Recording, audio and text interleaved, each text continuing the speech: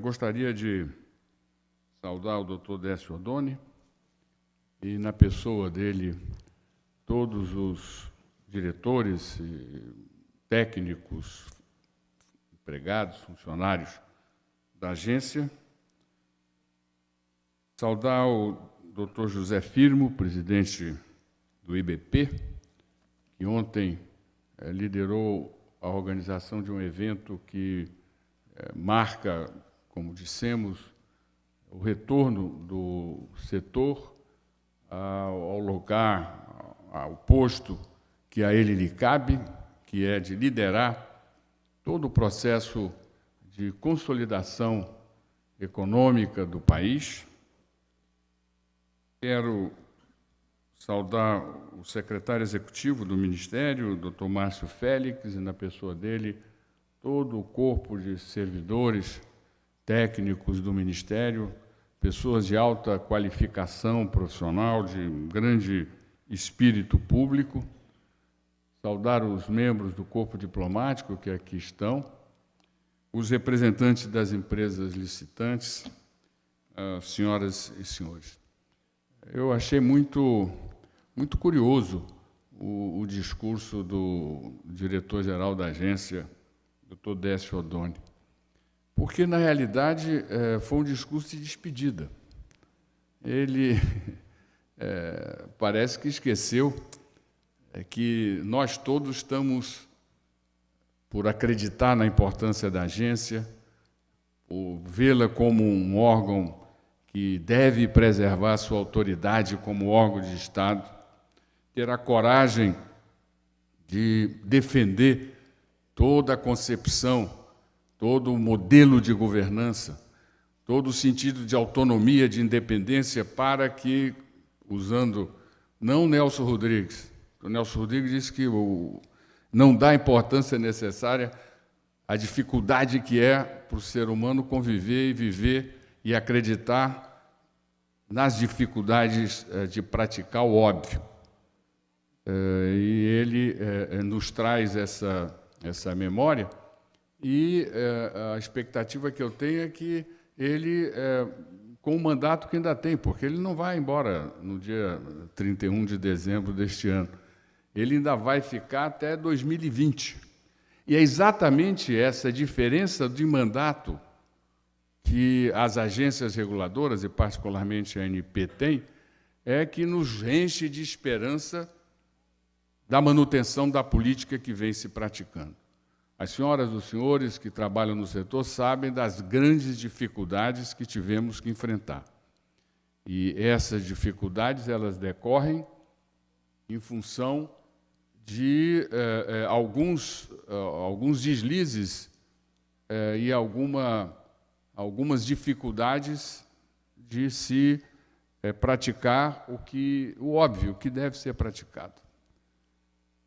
E isso significa, em primeiro lugar, o esforço que se fez para substituir a ideologia aritmética pela ideologia, como se as 4 operações fundamentais fossem capazes de serem abandonadas para resolver problemas do setor, por exemplo, e prevalecesse a vontade, o sonho, o desejo, como se o ser humano fosse capaz de, sozinho, enfrentar essas dificuldades todas que só podem ser resolvidas com a ciência, com a tecnologia e, de maneira muito simples, com a aritmética.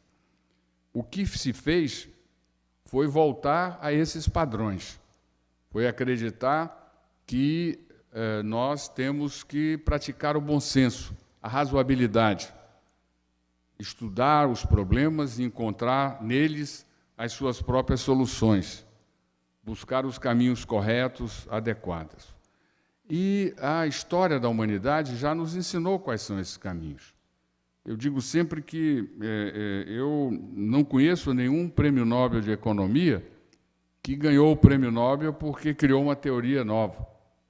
Eles ganham porque trabalham com teorias e experiências que já estão sendo praticadas, melhoram, incorporam conhecimento, experiência a essas verdades que já estão sendo praticadas e dando resultado, e avançam para melhorar a vida das pessoas. E eu creio que é exatamente esse o caminho que nós temos que acreditar e praticar. E a expectativa que eu tenho é de que a agência, a ANP, liderada pelo Dr. Décio Oddone, nesse mandato que vai até 2020, ele tem a disposição política de defender essas crenças todas que foram praticadas e que demonstraram que são ferramentas adequadas para que o setor possa cada vez mais avançar. E avançar significa praticar a agenda que ele desenhou aqui. São grandes desafios que nós temos pela frente. Eu não vou repeti-la, porque estou cansado de conversar com ele, de repetir, ele já repetiu, eu não quero cansar os senhores. Ele já falou aqui e eu não quero cansar as senhoras e os senhores repetindo essa agenda, apesar de achá-la fundamental, indispensável para o fortalecimento do setor e, consequentemente, a sua capacidade transformadora da sociedade brasileira. Mas eu gostaria de deixar aqui o entendimento político desta agenda. Ela tem como meta, tem como objetivo, tem como rumo, fazer com que o setor de óleo e gás no Brasil, as empresas que aqui operam, e particularmente a Petrobras, que é a empresa brasileira, certamente a de mais força, de mais consistência que temos no país, todas elas e todo o setor passe a ver a atividade não mais simplesmente como um instrumento para servir o crescimento da economia brasileira, não mais para dar uma demonstração da autonomia, da independência, do vigor, da capacidade dos brasileiros construir uma empresa que seja um patrimônio do cidadão. Eu acho que está na hora de nós simplificarmos toda esta visão. As empresas, e particularmente a Petrobras, todos nós devemos entender que o nosso objetivo é servir as pessoas, servir aos brasileiros, melhorar a qualidade de vida dos brasileiros. E isso começa atendendo ao órgão mais importante para as pessoas, que é o bolso. É fundamental que nós comecemos a organizar nosso sistema para colocar o produto que é fundamental, indispensável para a vida das pessoas, sejam elas ricas ou pobres, todas precisam de algum tipo de um dos produtos que o setor oferece, mas é necessário, é fundamental que precise ser oferecido a preço que seja justo, preço razoável, preço barato. E a experiência nos tem mostrado que isso só ocorre quando há concorrência. E não só concorrência lá no final da linha, tem que ser na cadeia inteira, para que se acumule preços justos ao longo de todo o processo produtivo. Eu não tenho a menor dúvida que é esse o sentimento fundamental, indispensável, que nos orientou para chegarmos aonde chegamos e foi aqui expresso pelo que o Dr. Décio nos indicou, e espero que no próximo discurso, que ele já veja que tem um mandato, tem um desafio, tem uma bandeira política pela frente, ele expresse tudo isso com mais entusiasmo, com mais vigor, com mais determinação de quem tem a responsabilidade de manter a integridade desses valores, dessa agenda e desta luta, porque ela dá certo. Ao mesmo tempo, e aí eu concluo, eu espero que os mesmos valores que orientaram a medida provisória que criou o PPI, o Programa de Parceria de Investimento, e eu tive o privilégio de participar desde o primeiro momento na elaboração deste modelo de governança e de aglutinação de valores que são fundamentais para se fortalecer o mercado e, sobretudo, fazer com que a produção atenda as pessoas, eu tenho certeza que nós haveremos de dar continuidade a alguns valores, tais como o respeito aos contratos, a previsibilidade nos procedimentos, a abertura das informações para que todos possam ter acesso e, evidentemente, isso começa não só de uma ampla divulgação, ampla publicidade, com audiências públicas, com consultas públicas, em 3 línguas, pelo menos, que são aquelas mais faladas no mundo, que nós possamos preservar uma ordem jurídica que dê segurança, dê certeza, e, sobretudo, que nós tenhamos condições de garantir a livre concorrência, o livre acesso, a igualdade de oportunidades a todos. E é neste ambiente que eu tenho certeza que nós vamos ter o setor muito mais forte, muito mais vigoroso. E, evidentemente, eu não poderia deixar de concluir a minha fala aqui, dizendo uma coisa que tem me deixado nesses últimos dias com uma situação muito confortável do ponto de vista pessoal. Eu comecei minha vida pública muito cedo. E eu já tive muitas experiências, prefeito, governador, ministro várias vezes, uma convivência no setor. Eu não sou engenheiro, então eu sempre lidei com questões de natureza social, política. E eu tenho tido o privilégio de, na frente, a primeira vez na frente do ministro da Fazenda, do secretário da Receita e do presidente da República, no Palácio do Planalto, dizer que nós precisamos baixar a carga tributária no Brasil. Estamos pagando a energia mais cara, talvez uma das mais caras do mundo.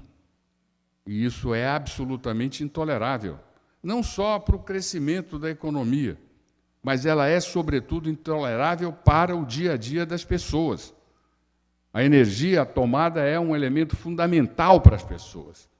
E não é possível que nós imponhamos uma carga tributária estadual, uma carga tributária da União tão pesada, tão dura, tão desnecessariamente injusta. E isso vale aqui também. Nós não podemos mais permitir, aceitar, temos que encontrar os mecanismos dentro do regime democrático, dentro do diálogo, do contraditório, da discussão, da transparência, da clareza.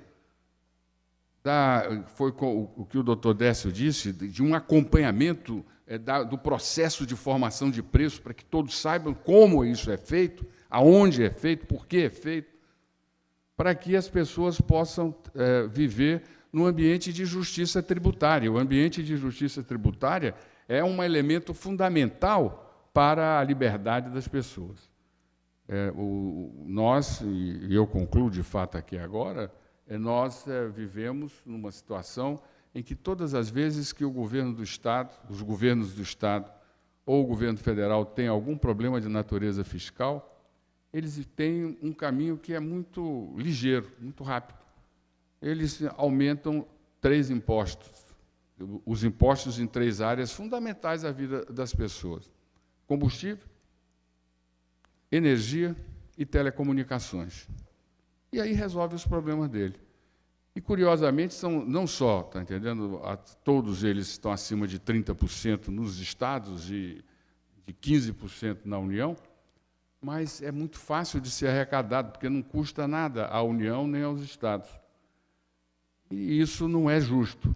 E é esse problema que, infelizmente, não foi incorporado nesse momento ao processo de debate dos candidatos, a questão do avanço no bolso das pessoas, do cidadão brasileiro, mas eu espero que nós todos aqui, democraticamente, respeitando as nossas instituições e a força delas, comecemos a colocar esse assunto na pauta, a nos insurgir e a dizer que não dá mais para se viver com impostos tão altos, sobretudo nesses 3 setores tão indispensáveis à vida das pessoas.